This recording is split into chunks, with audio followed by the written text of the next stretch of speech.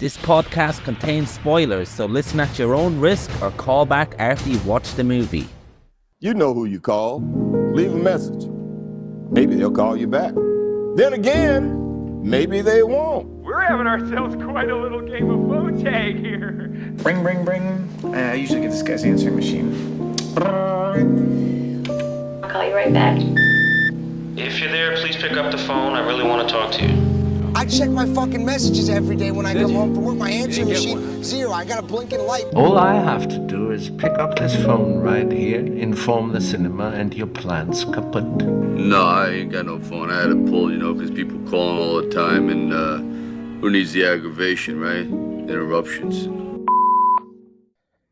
Hey, Matt. Sending you this message from underneath the umbrella. Bit of light rain this morning, walking out of the house. First kind of rainy commute of the winter. Not because it's the first time it's rained this winter, but just I've got lucky with my commutes. I'm only going into the office one day a week, so it's worked out so far. But anyway, today I'm out with my semi-waterproof, I suppose water-resistant jacket and my change of dry clothes in my bag. Even brought slippers in today. So hopefully I'll have a semi-comfortable day. Absolutely exhausted.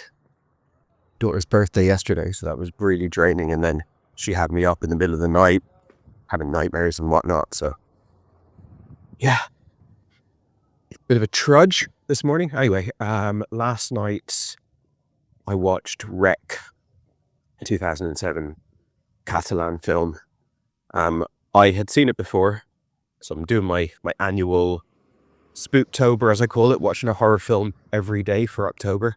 And this year, one of the 4 categories I'm including is revisits, films I've already seen. But either I just have been ages and I really want to revisit them, or I think I might have sort of misevaluated them the first time around. So this was one where I saw it roughly when it came out, I suppose. Feels like about that long ago. And really, really loved it.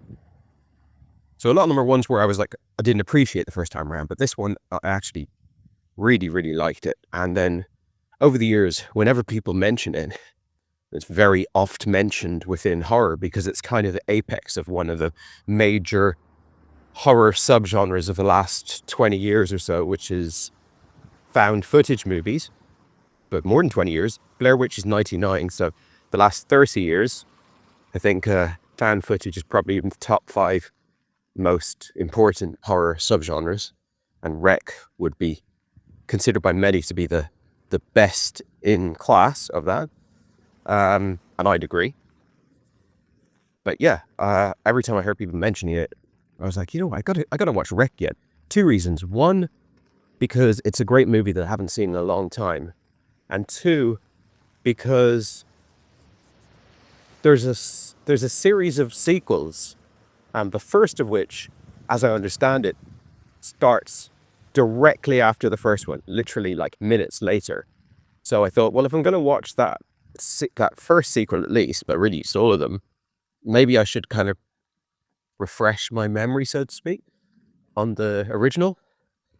So, yeah, all of that kind of came together to make me include it this year. And this time I actually watched it with my wife and her sister and her sister's boyfriend, all of whom are Spanish. In fact, the sister's boyfriend is from Catalonia, where the film is set. Interestingly, the second Catalan film that I've watched this month, haven't even got through too many films, but two of the horror films I've done have been Catalan. Anyway, different experience watching it with a group.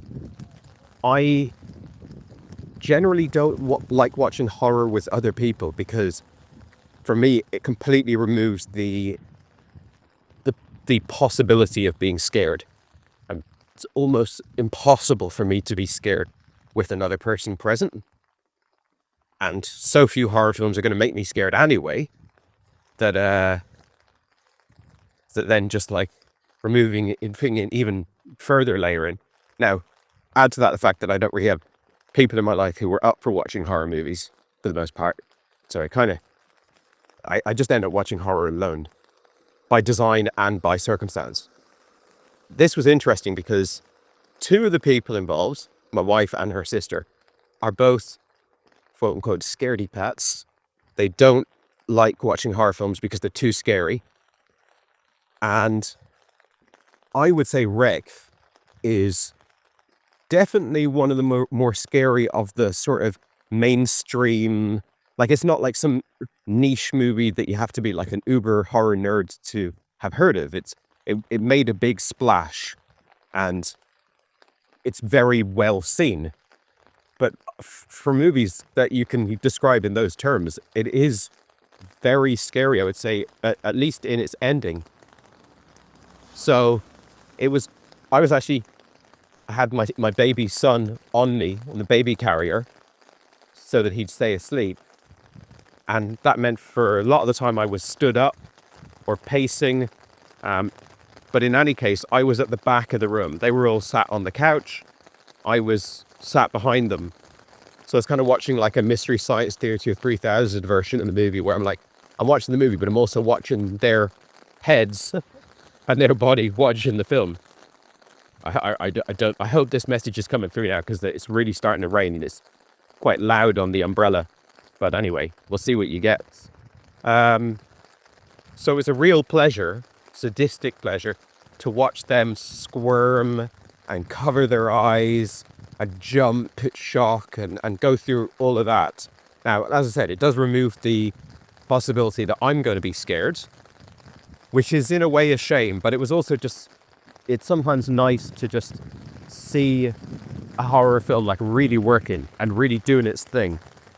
Kind of observe that. So, onto the movie. Yeah, I still really like it. Again, like a lot of these revisits, I come away with a very similar experience than the first time round, or as the first time round. Uh-oh, going across a busy road here now. I'm hoping I don't get splashed by any cars. Might have to cross the road. Yeah, okay. Little strategic crossing of the road there, because if I go down that way, then cars are going to be driving through massive pools of water and splashing me. Should be safe here. So, yeah, first time around, I remember watching it and, you know, it was more of an unknown commodity, some small, low-budget foreign film, kind of pre-internet. I mean, obviously the internet existed, but it wasn't. I suppose movies could get to you with a few more surprises up their sleeve back then compared to now. Now you have to really deliberately put the blinkers on if you want to watch something blind. So, yeah, watched it and it snuck up on me, and I didn't know what I was in for. I had no idea what the movie was at all. So every single thing in the film was a surprise. You know, she's up on her night doing her TV show. I think that's very well done. I think the film is probably the strongest found footage movie I'm aware of when it comes to putting the work in to make you buy the wider filming, what they're up to, and and also the hardest challenge of all, justify the fact that they keep filming, because that's where a lot of found footage movies fall down. It's either like, I don't buy this as the way that they'd be filming it, like in terms of from a cinematography level, from a camera work level, or I don't buy that they'd still be filming this. And I'm not saying this film is 100% perfect in that regard, but it's definitely one of the best for me. Anyway, you go in, she's doing her thing, she's making her little TV show. It all feels quite real. I go on holidays to Spain quite a lot. To the in-laws, they always have this kind of television on, this kind of like light-hearted reality docudrama, midday TV kind of slice of life type stuff. And, you know, I really feel like I could be watching Spanish TV with that opening sequence before we get to the building. And then when we get to the building, shit starts going wrong. I think that's well introduced. The old lady in the background can't quite make out what's going on, but as a horror fan, you know that it's nothing but trouble. And then the slow escalation, slow, fast, I don't know how I'd necessarily call it, but the escalation, literally escalating up through the floors of the building, but also escalating in tension and what's going on, is all very well done. If generic, but you know, it's one of these things where something can be formulaic and generic, but still surprisingly well done. Because even though there's a formula in place for a lot of the stuff in this movie, it doesn't mean that people are actually executing it well very often. So for Rec, I would say that a lot of the way that they give you your scares of cameras turning around and then suddenly someone standing beside someone or behind someone and all that kind of stuff, it's generic, but it's also, they just do it with panache and it works really well. But then the ending is the thing that's really stuck with me over the years. This thing of like, look, the film, and this is probably one of my absolute favorite things that a horror film can do, it makes you quote unquote comfortable with one version of the film. Like, you've accepted that these are the stakes, this is the threat, this is what this film is about, this is the identity of this film, this is what I need to be afraid of, this is what I need to be conscious of. And then it gives you another thing, and it's the final 10 minutes is absolutely incredible. I didn't quite remember it, actually. I remembered that she got up into the top floor and there was all like creepy religious stuff everywhere, but I actually didn't remember, this weirdly, the Portuguese girl thing roaming around. I even remember that shot where they put the camera through the ceiling and there's like, you know, it's turning around and then something is like there right in the foreground. But yeah, one of the best things in this film somehow had gone from my mind. So that was a nice surprise to me. But that ending is so good that it lifts the film up into classic status. As I said, I do love a horror film that makes me think it's one thing and then eventually I get another thing.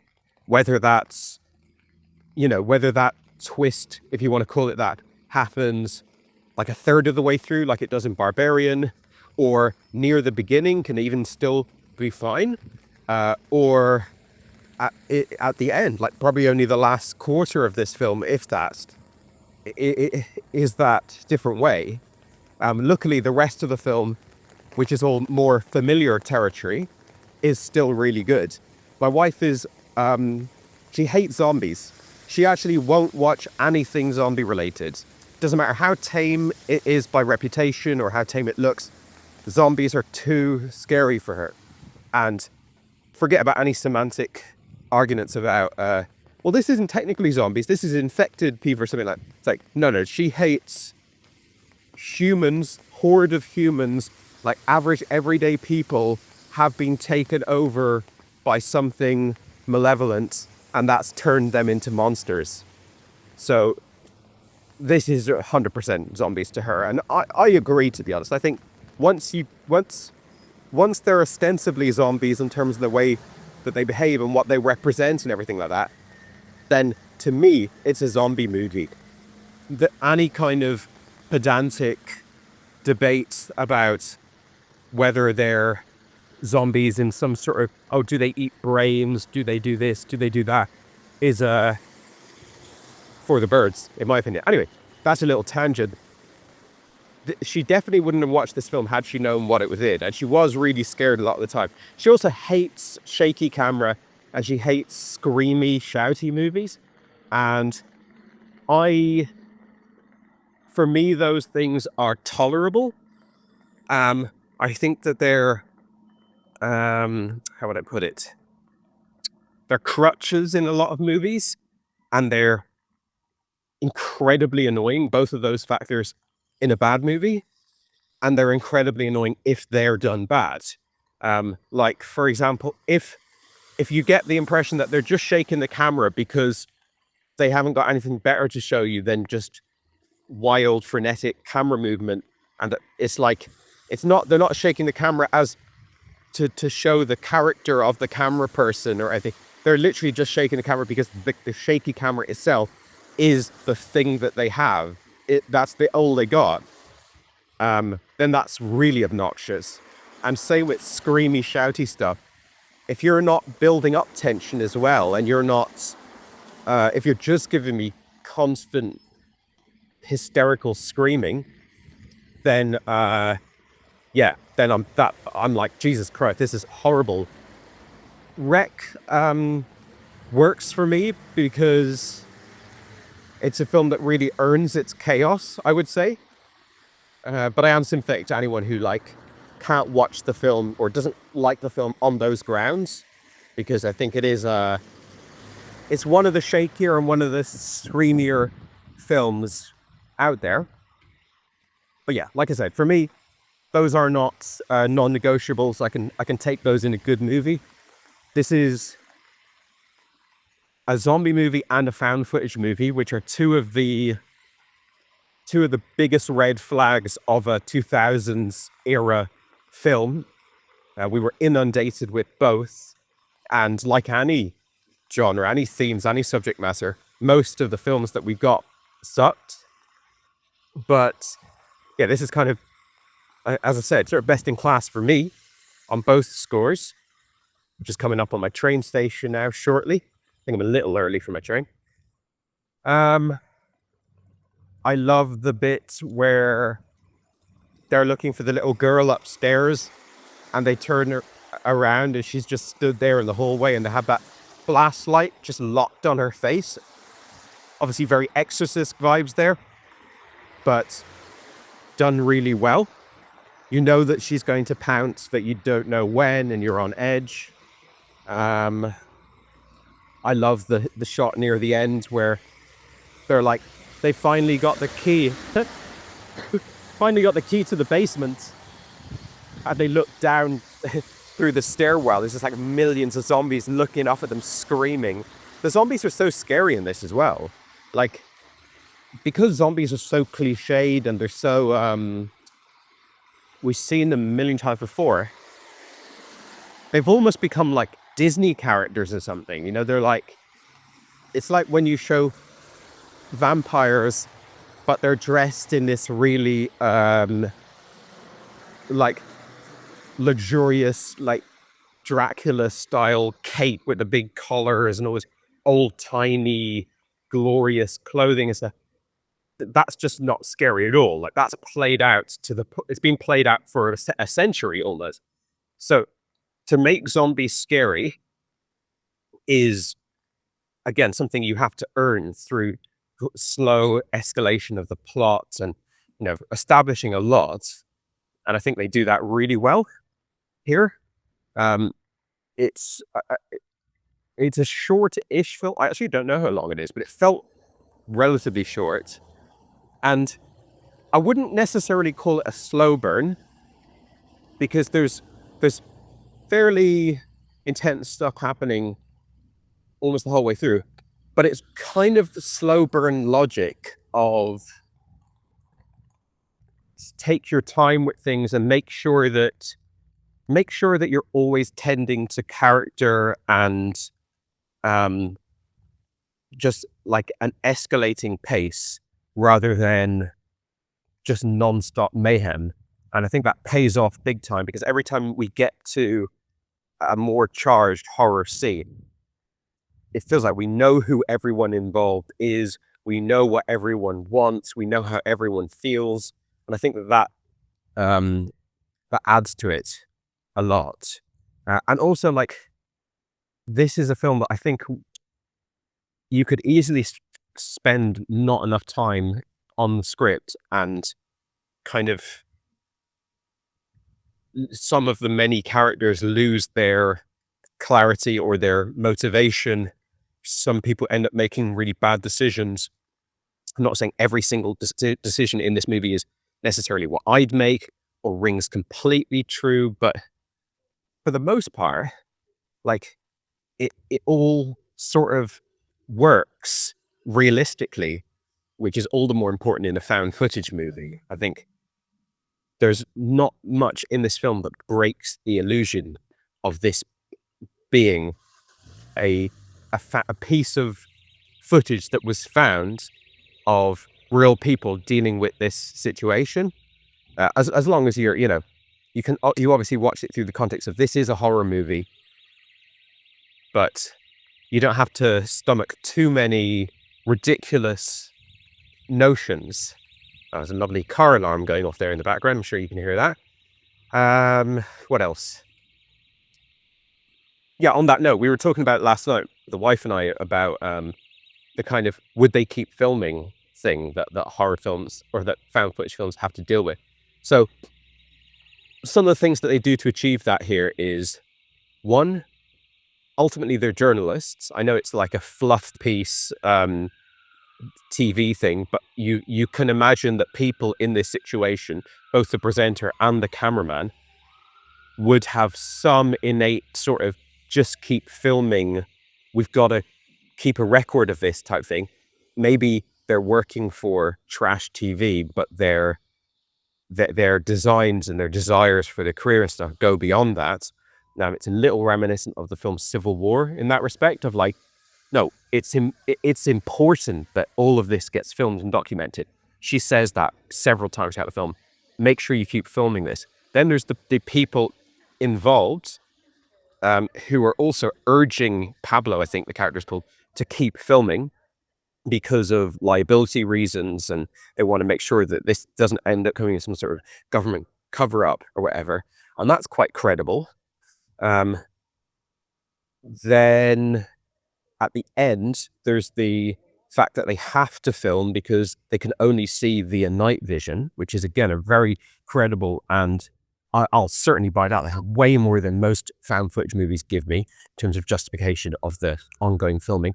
Now, to be a bit more critical, I would say around the middle of the film, things have gotten hectic enough that, like, I reckon Pablo's not filming anymore. But if I want to be a little more generous, then I'd probably say, well, maybe you've been locked into this situation for, quite a while now, half an hour or something, as the camera person, and you're locked into that role, you're doing that, you're unbreaking that. It almost becomes like a security blanket or like your role within the group. And yeah, for me, I mean, maybe I'm overanalyzing, maybe I'm even thinking about this or talking about this too much.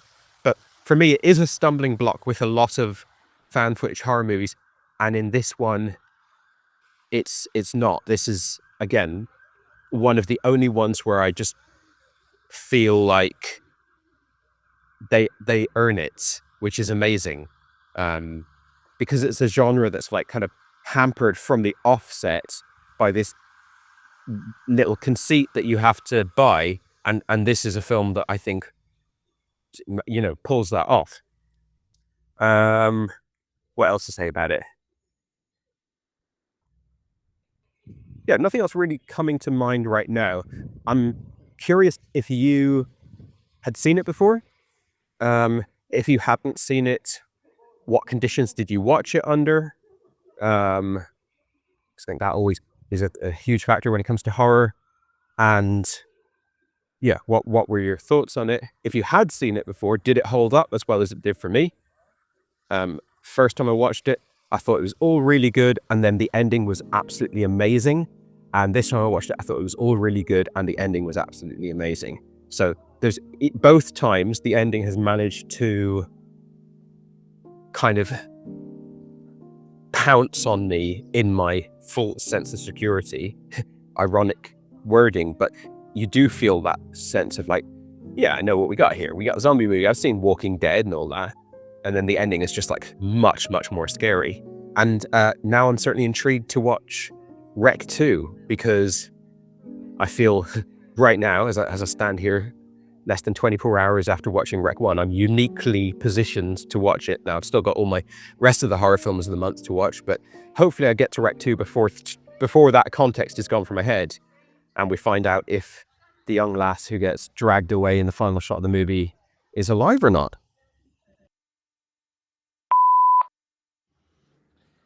Hey man, Just getting back to your message that, oh, you only sent it yesterday, so I'm not too far away from your thoughts about this film, Wreck. It's funny, I was really enjoying the ambience of that rain patter on your umbrella as you did your commute into the office in the morning or whatever you said. And then by the end of it, with that car alarm going off and police sirens starting to fill up my ears and your voice message, it felt like you're going to start your own one-man, whatever the version of a documentary is, if it's audio, of a zombie apocalypse, the fucking audio version, because all sorts of chaos seemed to be kicking off there at the end, but you managed to survive. As sirens on cue start pumping into my fucking apartment now. I don't know if you heard that, but it is Croydon, so it's to be expected. So just to get back to what you asked me, I don't remember if I seen this movie before. I really don't. I don't think I did. I might be thinking of Diary of the Dead. Wasn't that a movie that was released around this time that had a similar type of, at least, conception or central idea? I have no record on my letterbox or where I log films that I've seen this. I don't really remember it. So for all intents and purposes, we'll say that I've seen it for the first time today. So I watched it during the daytime, put the blinds down in the house by myself, other than a few meowy cats. So it was scary as it can be, other than late at night. Sometimes these movies work quite well on me with the blinds down. If I'm by myself, it can certainly get to me in the same way.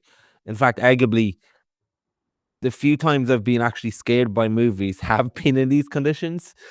So it's funny that I chose them inadvertently for this watching. So to talk about the film, obviously you're a horror guy. I wouldn't say I am. It's a genre that I don't seek out. Maybe when I was a teenager, I quite became obsessed with it, especially with slashers.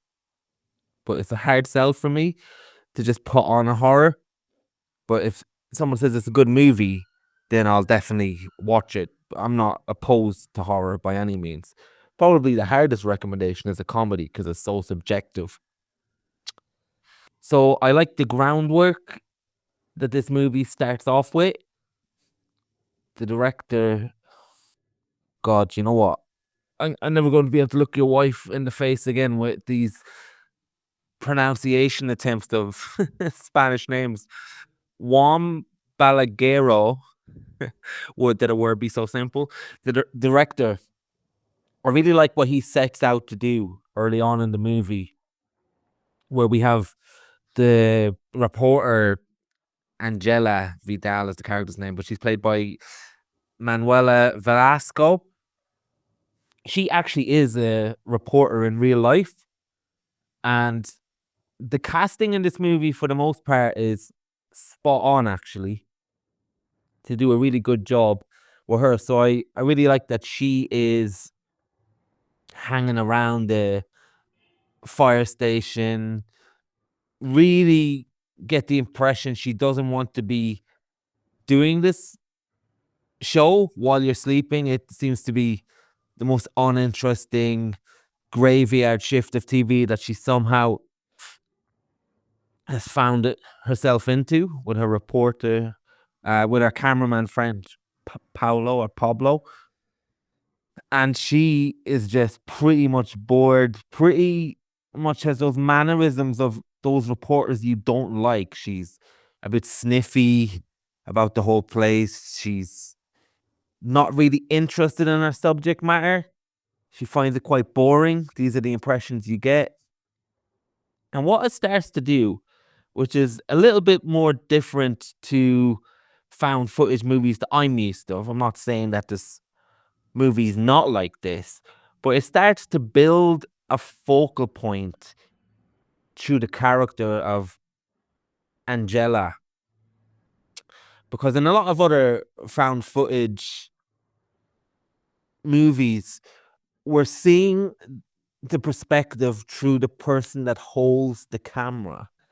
And what this movie does very well, especially in its early staging, it allows it to be a found footage movie, but at the same time allows us to see the movie through the perspective and eyes of an on-screen character, not someone behind the camera in this reporter character. So I thought that was a really nice trick early on, and why these scenes to begin with are very necessary. It's quite amusing to watch. It's quite well shot. You're having a bit of fun, but it subconsciously programs your brain into a groove of you're meant to be following Angela. And I really like that. And then the movie gets to its, shall we say, the meat and bones of the movie, or it gets away from that fucking about start where they get a call, these two firemen get a call, and she's running to get to the fire truck. It's a bit of fun almost. Finally something's happened. Not really sure if the firefighters want her there at this stage. And she gets to this apartment block where this woman, something's happened with a woman. I can't remember, either she locked herself in or there's a bit of a disturbance. And what the movie continues to offer us and grow into as well, which again is a little bit different to the found footage movies that I would be used to. And again, while putting this actress out in front of the camera, it allows it to take things in a little bit of a different way than the limitations normally of a found footage movie.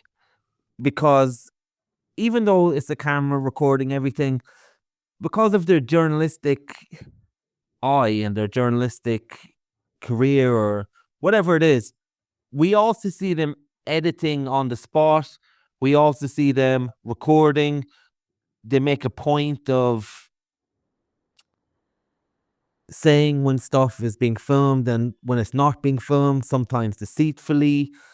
And again, as you said, they say we got to film this all, but at the same time, you can see them editing certain scenes and working out the storyboard of certain scenes and what they're trying to do on the spot as well.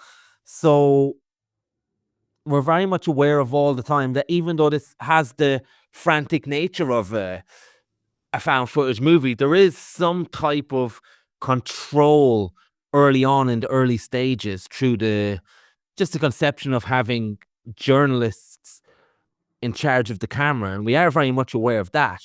And the other thing that happens as well with these movies, it's amazing when you're watching a more conventional movie, shall we say, when the scenes cut and we're going from storyboarded scene to storyboarded scene, you're not really aware of it, but you're always aware of a cut when it comes to a found footage movie. Because why would they turn the camera off on this moment if they didn't have to? And why are they turning the camera on at this moment?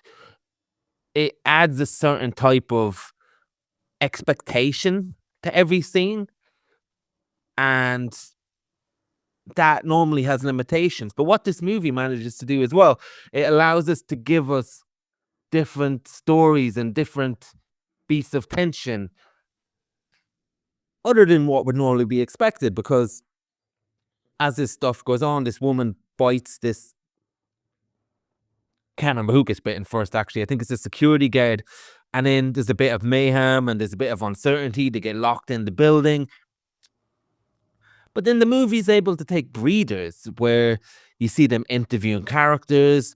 We're seeing them take time out to set up a shot where the various characters in the building. And it's a well-earned beat away from the defined roller coaster nature of found footage that we normally get, which is, I really appreciate it anyway. I thought the actors and the acting were spot on in this movie as well. As I often said to my partner when we're watching, well, we get this argument where she says the anime actors are better than the American actors for anime, and I often think it's more of a genre thing, and unless you speak Japanese, you can't really know if they're delivering the lines well. And the same thing happens in an American movie. You know the language well, so you know the exact tone that should be delivered. You know the real nuances and the crevices of every language. So I don't speak Spanish, and you probably speak bog standard Spanish, but the acting seemed really good, even though I didn't understand the language as a native. And probably if it's not a found footage view and point of view, some of these hysterics and some of this might look like overacting. But what the film manages to sidestep with that is the camera does a dance with the acting almost, and it really complements things. And because it's not framed within a cinematography Roger Deakins type of shot, you're not really analyzing the type of acting and the type of shouty stuff in a way you normally would.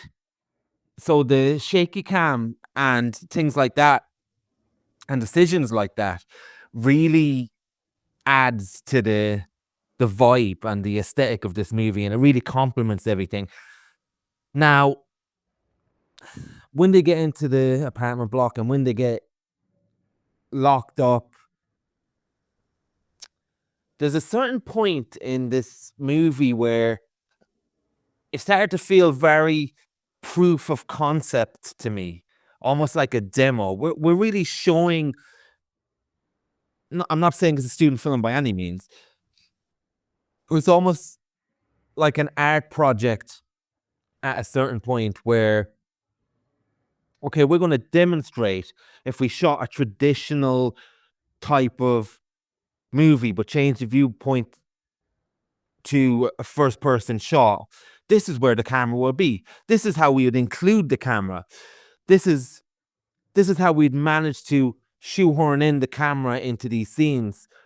And I don't know if you remember this, but when we had computer class in Ireland, there was a screensaver on that had a 3D model, maybe something that you would later see in something like Doom. It was a screensaver, and you would just see this graphic and going through all these corridors and going through these 3D models, as I said, and you get the idea and you would appreciate it on some level, but it's just felt like we're showing what we can do here. And maybe about at the halfway point of the film, and maybe for about 15 minutes after that, I started to get that feeling, and I started to really feel like I was acclimatized to this thing now, and it didn't really have much more to offer. Now, mind you, what I will say is that the practical effects and the practical staging is very impressive in this as well, and how they use this camera in aiding that as well. There's a scene where they try and escape through an office, and then we see all these police outside, and they just put this, I don't know what it is, this plastic seal off over the building. That's scary, and you just get a glimpse of that because of the camera, and you get a glimpse of the zombies because of the camera in the room where the people who have been bitten, they're sitting down, and we see the camera trying to look into the room in a very voyeur type of way, and that's really good as well, in a very practical way, that we just get to see just enough of these effects for it to be creepy. and to keep us on our toes. So I really did appreciate the practical effects of what they managed to do as well. Now, at a certain point, I started to relax into something where I thought the movie was going. But then the movie, as you said, it does creep up on you. And it did start to get genuinely scary and genuinely frantic and frenetic and it, in a really good way. As you mentioned, the zombies. How often are these zombies almost figures of ridicule and pop culture fun now? As you mentioned, you talked about the vampires as well. As when something gets parodied and mocked a certain amount of time, there's a fear factor that's gone from it. And this movie really brings that back into zombies. Obviously, there's stuff like 28 Days Later and Train to Busan. The zombies in that are scary, but not in a horror way, more in a thrilling way. But the zombies in Wreck there's just something about them and the brief glimpses you see of them. They're monsters in the dark. And it would really, it really comes across because of the camera again, of how you would encounter them as a person from a first person point of view, and how you would encounter them almost in a video game that does it very well when you're playing those first person horror games. It really taps into that, and it really taps into your viewpoint. And that does make moments like the stairs where you look down and you see the zombies scary. That does make moments like that woman being handcuffed to the stairs and them trying to get past her scary. It really adds to all those moments. And I was back on board at a certain point in the movie, and it never let up, and it just started getting better and better. And it's not that the movie does anything particularly original with its scares either. It just finds another way to scare you in a conventional way, just finds another way to hit you. And I would probably say that every scare in this movie I saw coming, and I'm somebody who's very, very protective of jump scares. I don't like them. I don't like being scared. And it's quite easy to get someone to be scared from jump scares. And again, from an artistic point of view, I have no problem with them whatsoever. That's fine. It's almost saying don't make a joke in a comedy because you'll make someone laugh. And that's the lowest form of comedy. It's like, no, if you want to scare somebody, fucking scare somebody. That's absolutely fine. So I'm not against them. I've just become so good at the language of cinema, which we often talk about, of when it's coming, when the false beat to put me into a bit of relaxation comes, and then it's going to hit you. I know that like the back of my head, and you are not going to get me to jump, scare, anything. You ain't going to get me. Very few things can get me in that way. I'm a fucking wall. I'm immune to it.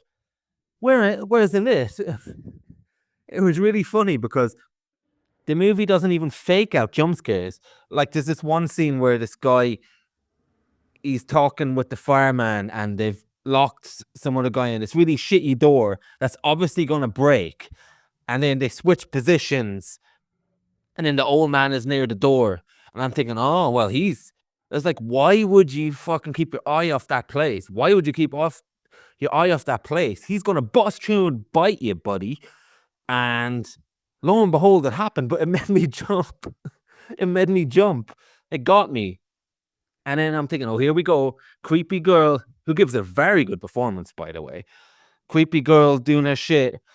And how they managed to stage some of the biting, how they managed to stage some of the glimpses of people in alleyways and the girl in the corner of the shot got to me. Really got to me.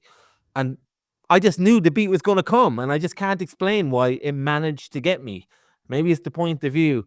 And in a way, that's giving the movie too little credit, because I've seen plenty of movies with found footage that I'm immune. I'm back to being a wall. You can't get me.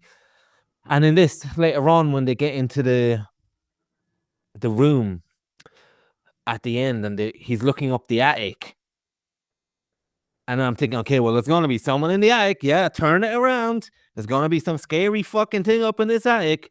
And exactly at the point, there was the thing where I expected it to be, but it made me jump.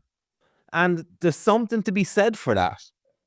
It's almost like when you're trying not to laugh at a joke or something, but you managed. It's just so funny. You just laugh. And with this, I guess it's a bit different horror because I'm trying not to jump, and I'm trying to brace myself, and it just nails that spot so well that it just got me anyway. That's really impressive. And again, yeah, we think we're in zombie territory country, and then we get that great scene where they're running up the stairs and they look down and see all the zombies break into this house, which in my head, when they break into this apartment, whereas in my head, they mentioned penthouse early on, I'm thinking, oh, it's going to be a nice place. Maybe that's the translation, maybe that's the intention, maybe it's the language used in the subtitles, I don't know. But I expected a nice place. And then there's this great scene where they have all the keys, camera looks away, people running up the stairs, and they manage to get into the room. Brilliant scene. And then the light turns on, and then we see this really creepy place that I was not expecting. And then, genius bit of creativity. You could almost build a movie around this, let alone the concept of the found footage. It's just, I love hearing original stuff like this. And funny enough, I think The Last Exorcist, is that what it's called, with Russell Crowe? It's a pretty schlocky movie, but they've got a brilliant idea in the middle of it. And this is a very good movie that has a really good concept in the end of it. Like, to come up with the idea that you're treating people that are possessed like they have a disease, and you're trying to come up with a vaccine that fucks up the disease and makes possession contagious. That is really cool. And then, yeah, we get that creepy anorexic looking woman walking around the apartment, and we just, well, in the build up to that, we get all these newspapers, we got all these articles about possession, like we get the tape recorder, all classic horror beats and even sci-fi beats that I really like. And yeah, really interesting ending, really big idea. And for the most part, yeah, it manages to get away with the why have they still got the camera in their hand point of view. There's also that, you mentioned, why is he holding on to the camera at the halfway point? I just go with it anyway because this is the type of movie I'm watching. I'm not trying to poke holes in it, but it is something that comes into your head. One of the arguments could be made is that as long as you're looking through a lens, you find yourself removed from the subject yourself. So by staying behind the camera, it can be argued that the cameraman is staying in control of his emotions and distancing himself from being part of this, in the same way that if a documentarian sees a starving penguin, because there is a camera removed from them, that they don't feel responsible, a part of it, or needs to be involved or emotionally affected. So there is that argument as well, just on a pure conversation piece about these type of things. The one part I had a problem with was at the end when the cameraman gets pulled and killed. I don't think there's any way that woman is going for the camera. That was the one point where I'm thinking they need to get one or two more shots in, so they've done that, and then she's going to get dragged at the end, and I predicted that, which is fine, but that was just the one part that I thought it just made me question it a little bit too much, but that's fine. It's a very good movie. Give me a few squares, give me a few scares, and yeah, it did what it's out to do perfectly. added in a few other things in between, and very surprised I liked it as much as I did by the end of it.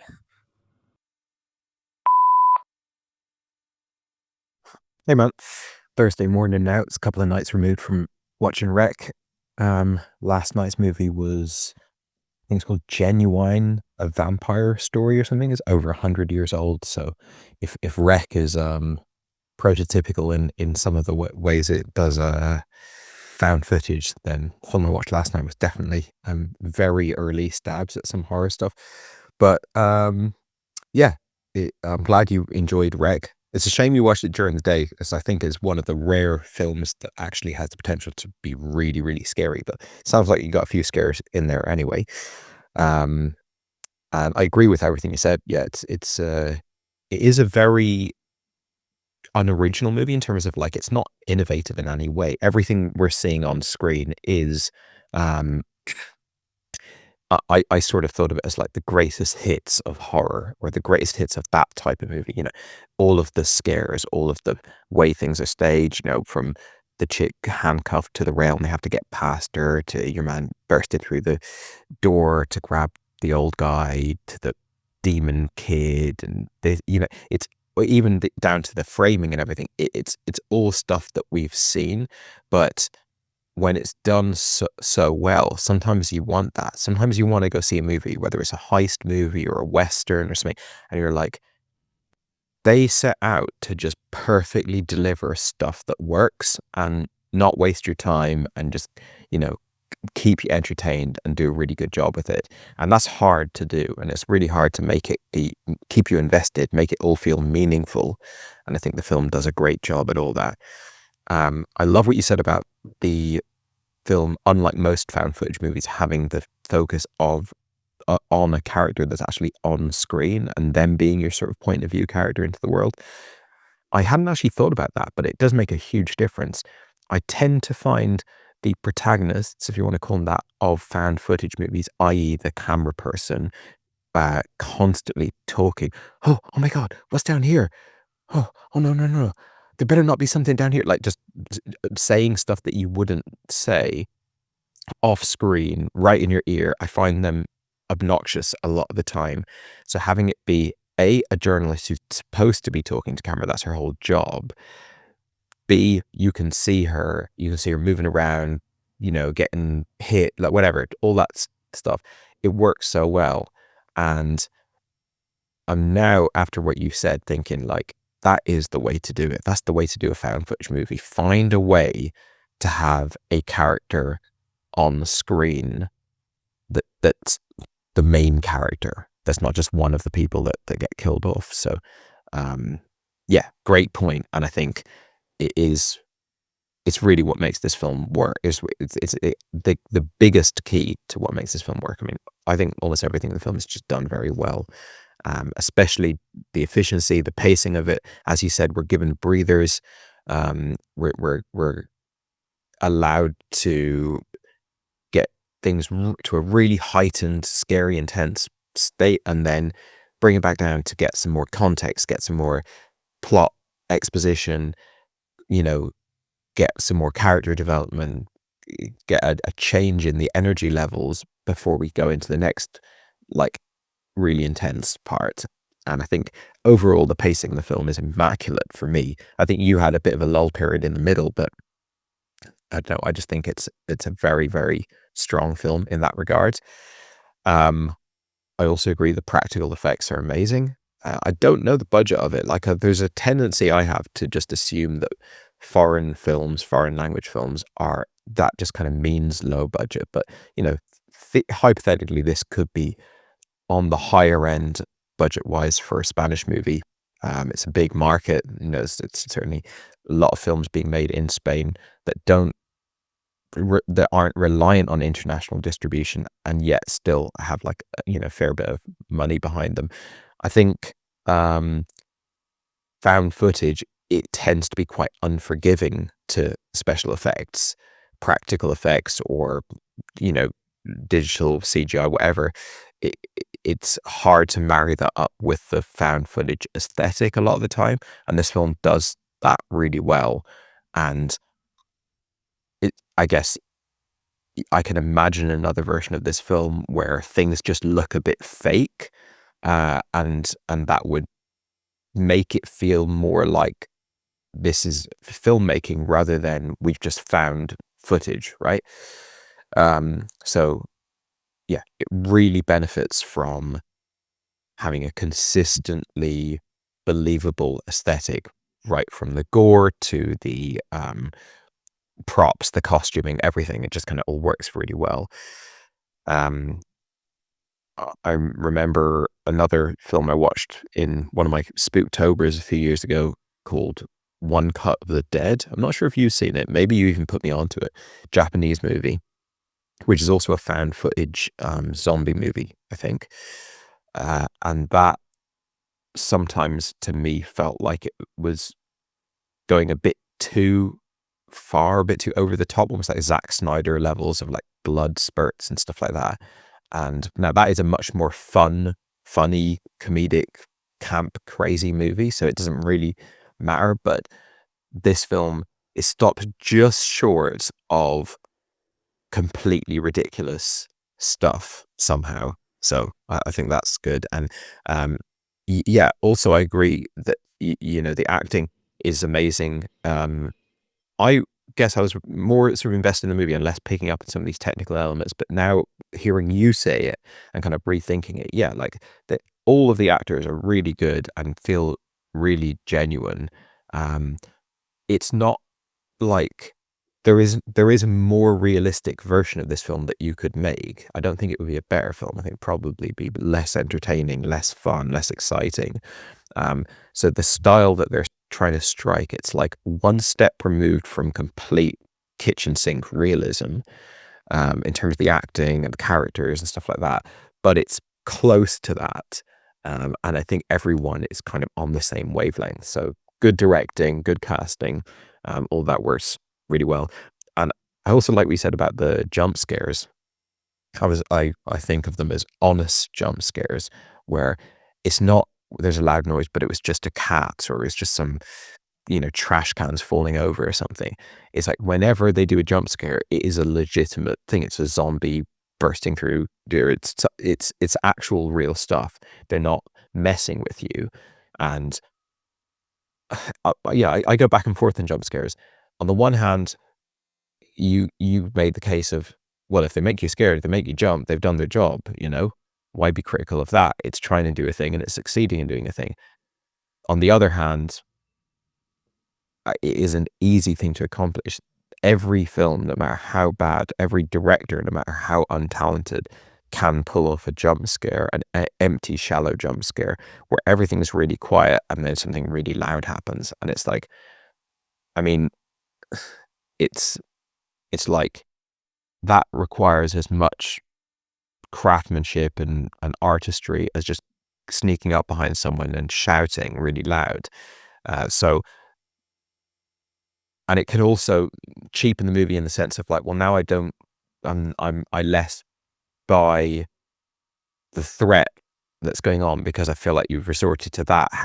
What like, is there actually anything of gravity in this film? And yeah, I'm a bit of a hater of jump scares, I suppose, but I've got absolutely no problem with a jump scare that I buy actually happening. Like I don't, the cat going yeah all of a sudden, or the things getting knocked over just randomly doesn't actually make any sense. It's just purely there for loudness all of a sudden.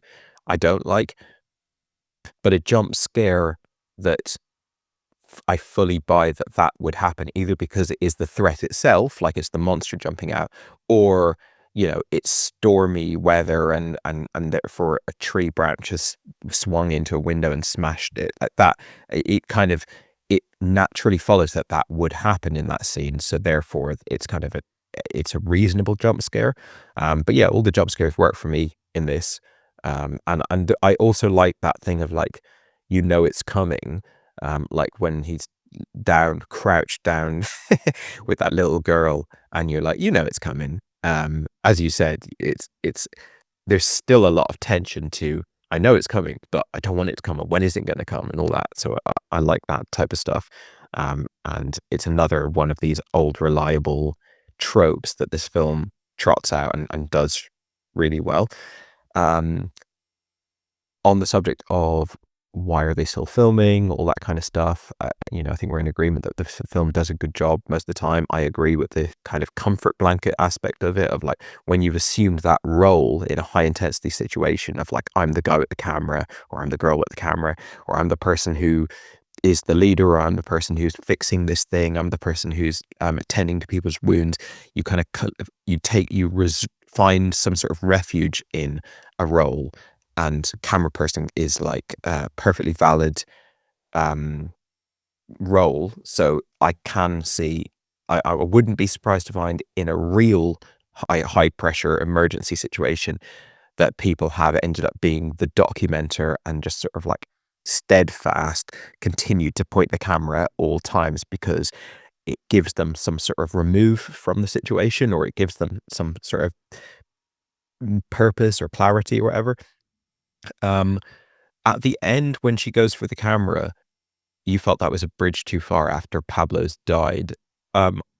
My reading of that was that because of the night vision mode on the camera, that was still an essential tool for her to navigate that space, and without it she would just be in complete darkness. So it made sense for me in that regard.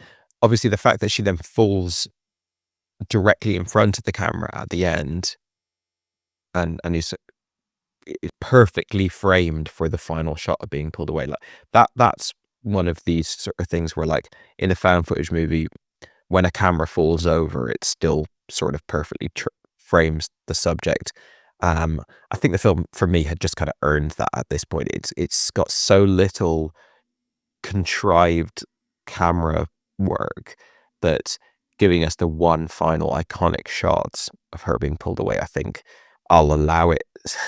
It's a nice little fanfare moment at the end of it, and makes me intrigued to watch the second film. I'm not going to spoil it. I'm not going to look up whether she's in it or anything. I'm just going to give it I'll wait till after October's over, because I've got a full slate of horror movies. But yeah, definitely eager to hit it up. And I usually save a lot of horror films that I'm excited for October, but I won't save that one for next year, I think, because I'd like to watch it while I still have that context in my head. But yeah, great film. Glad to have been able to bring it, put it across your desk, as you say.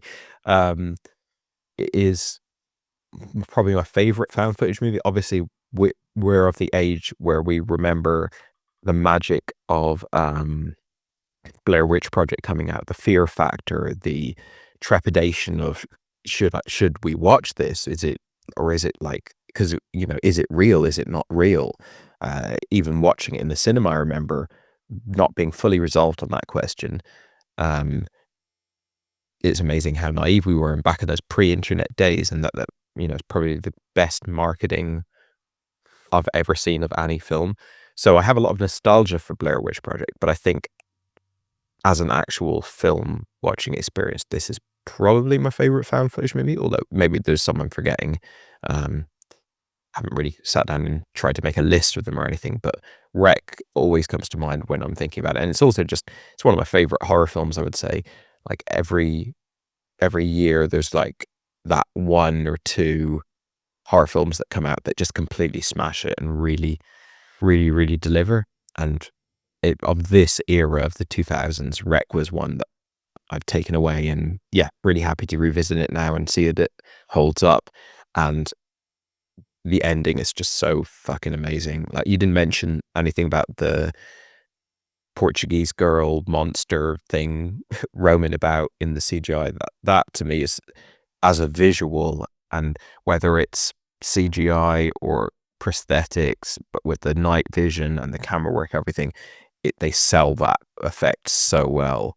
And yeah, there's so much great, even like down to choreography, like down to the acting of the zombies, the old lady in the beginning, Portuguese girl at the end. There's so much really scary movement without it being way over the top, all like head to the side, jittering kind of thing. Yeah. Great flick. And yeah, glad to have included it in this month of horror movies. It's funny how talking about film goes sometimes, because I'm just looking over the timestamps of our voice notes there that we sent over the last few days about this movie, and we have now talked about the movie more than the length of the movie itself, which is pretty cool that a movie can give you content beyond its runtime, because there's so many interesting things to dissect, and it just gives you so many strands of conversation and different things to admire and like about it. And we've been friends for 2000, what, 20 years? I was gonna, definitely not 30 years. No, I'd say 20 years, since 16. And I don't think we've ever really had in-depth horror conversations, because it's a genre that you really love, and a genre that I don't want to sound like I don't like it. It's just a genre that I'm reluctant to watch. I've enjoyed many horror movies, but it's just something that it's harder for me to pawn. So yeah, it's pretty cool to have this conversation about a movie like this that has multiple subgenres of the horror whatever, just the horror genre itself. It's got found footage, it's got zombies, it's got possession, it's got a lot of things in one, which is pretty cool. And yeah, just how you've added to my point about the reporter being the focal point of the story, you're right, it does stop that whole thing that's really annoying about found footage movies, where the camera person almost has to do running commentary or director's commentary, like, whoa, what was that? Hold on, what? Huh. I really don't like that, and that's probably one of the reasons why the movie works so well as well. And it allows you to be scared, because it's not babbling voice taking away from the experience. And in fact, when she turns to the cameraman and we hear his voice, it's actually notable. So that is a good point of how it is different to that running commentary of the voiceovers of these fucking found footage camera people. And having said that, I enjoyed this movie a lot. I actually have no desire to watch the next movie at all. I just feel like this is very good. It ended how it ended. I'm done. I don't need to see a worse version of it again, because it's going to be a climb down, and it has so many things that would put me off watching a movie like this to begin with, that it managed to overcome and succeed in, that I'm not sure I'm needing to watch a lesser version. But happy for you to tell me my thoughts, and if it is something different, and if it is gives you something that I didn't think it could, then by all means I'll probably end up watching it, but you'll have to do the research on that. Your mailbox is full. Please delete new or stored messages which you no longer need, so that new messages may be received.